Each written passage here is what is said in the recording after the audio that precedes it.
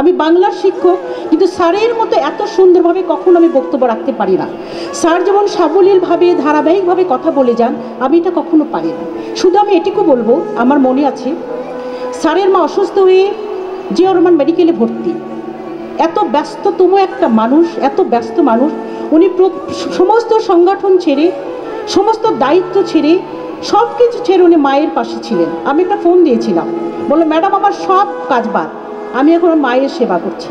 আমার কাছে ওই দিনে মনে হয়েছে ইনি জীবনে অনেক উপরে উঠবেন, কারণ মায়ের দোয়ার যা সাথে থাকে তার কোনো কিছু লাগে না, সবচেয়ে উঠে যায়। আমার বিশ্বাস যত স্বল্প সময় প্রচারই হোক না কেন, আমাদের কানে যেগুলো কথা আসছে ভীষণ কম্পিটিশন হবে। রানিং চেয়ারম্যান শফি আছেন, আরেকজন আছেন, কিন্তু তারপরও প্রত্যেকটা মানুষের মুখে মুখে যে কথাটা আমি শুনছি, বগুড়ার যদি ডেভেলপমেন্ট আমরা দেখতে চাই, ডেভেলপমেন্টের ধারাটা যদি অব্যাহত রাখতে চাই, নারীদের যদি উন্নতি আমরা চাই, প্রত্যেকটা সেক্টরে আমাদের প্রিন্সিপাল স্যার যেটা বলেছেন যে ওনার হাত অনেক লম্বা, উনি আমাদের সেই হাতটা বাড়িয়ে দিয়েছেন আমাদের দিকে। এটা বিশাল বড় আমাদের জন্য, বগুড়াবাসীর জন্য একটা অপরচুনিটি। আমরা ওনার হাতটাকে ধরব এবং প্রত্যেকে আমরা পাশে থাকব।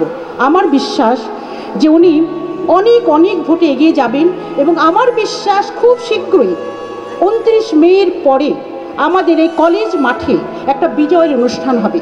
সেটি হলো যে আমরা সম্মানিত ওটি উপজেলা চেয়ারম্যান জনাব সুভাষিস পোদ্দার লিটন স্যারকে আমরা সংবর্ধনা দেব ইনশাল্লাহ এই কলেজে থেকে। আমি আল্লাহর কাছে বলছি আল্লাহ পাক কবুল করুন এবং এইরকম একটা ব্যক্তিত্বকে, এরকম একটা ইয়াং জেনারেশনকে, এরকম সুভাষিস স্যার লিটনের মতো একটা ব্যক্তিত্ব প্রত্যেকটা জায়গায় আসুন। কারণ হচ্ছে লিডারশিপ, একটা নেতৃত্ব, এটা মানুষ ইচ্ছে করলেই দিতে পারে না। এটি হলো গড গিফটেড, আল্লাহ প্রদত্ত এবং কিছুটা নিজের কাজ দিয়ে অর্জন করা। স্যার যেগুলো কাজের কথা বললেন, আমি এর থেকে অনেক বেশি ফেস্টি দিতে পারবো। স্যার কী কী করেছেন প্রত্যেকটা কথা যদি বলতে যাই সময় আরও বেশি লাগবে।